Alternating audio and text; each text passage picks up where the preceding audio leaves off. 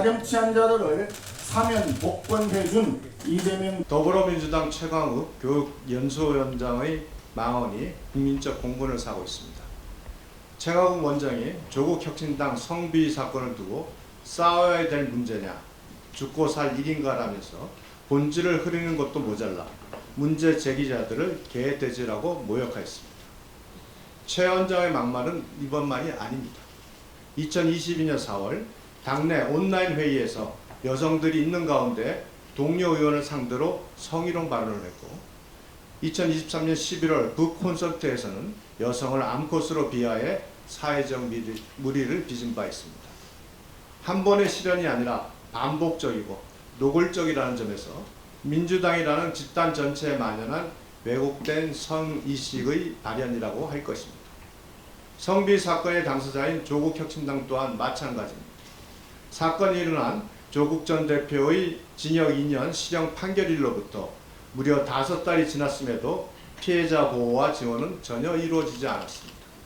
오히려 당내에서 피해자와 조력자를 향한 조롱과 비난이 횡행하였고 결국 피해자가 견디지 못하고 분노하며 조국 전 대표의 침묵과 당의 외면을 고발하고 탈당하는 상황에 이르렀습니다.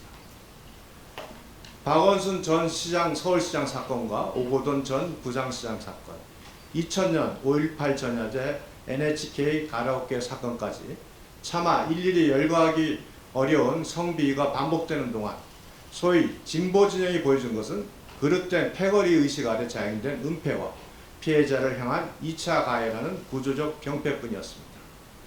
민주당과 조국혁신당은 면피성 사죄에 그칠 것이 아니라 2차 가해 진상을 낱낱이 규명하여 책임자에게 엄정한 처분을 내려야 합니다. 특히 정청래 대표의 진상조사 지시가 순간 면피용이 아니라면 최강욱 원장에 대해서는 마땅히 즉각 해임 등 최고 수위의 징계 처분을 해야 할 것입니다. 어제 법사위에서 발생한 사안에 대해서 말씀드리겠습니다. 국민의힘은 조금 전 9시 추미애 법사위원장에 대한 징계 요구안을 제출하였습니다.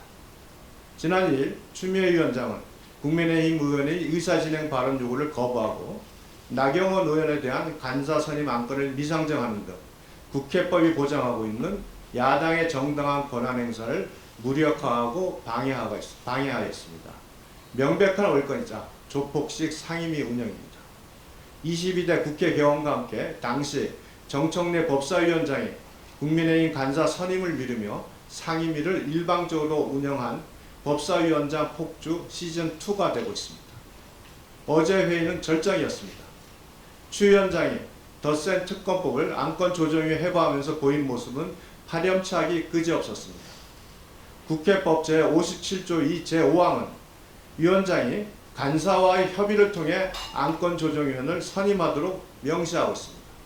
그러나 추 위원장은 야당 간사가 부재한 상황에서 국민의힘 의원들에게 회의 중 발언으로 명단을 제출하라고 요구하였고 이를 협의에 가름할 수 있다는 궤변으로 일방 추진해서 안건 조정위를 개최하여 일방 통과시켰습니다. 이는 국회법을 무시하는 것을 넘어 민주주의를 조롱하고 법치를 유린하는 행태입니다. 이재명 대통령은 통합과 협치를 말하고 있지만 추미애 위원장은 아나무인의 태도로 국회법을 무시하며 조폭식 법사위 운영을 하고 있어 이 대통령이 말하는 협치가 위선에 불과하다는 것을 그대로 보여주고 있습니다. 전 법사위원장이었던 정청래 대표마저도 최소한 국회법 절차를 수시로 확인하며 지키려는 모습은 보였습니다.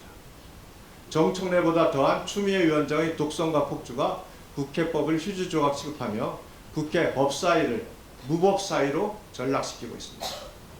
국회법과 국회법 정신을 무시하는 법사위원장이 그 자리에 있어서는 안 됩니다. 우리 국민의힘은 추미애 위원장뿐만 아니라 거대 여당의 모든 야당 무력화 시도에 끝까지 맞서 싸울 것입니다.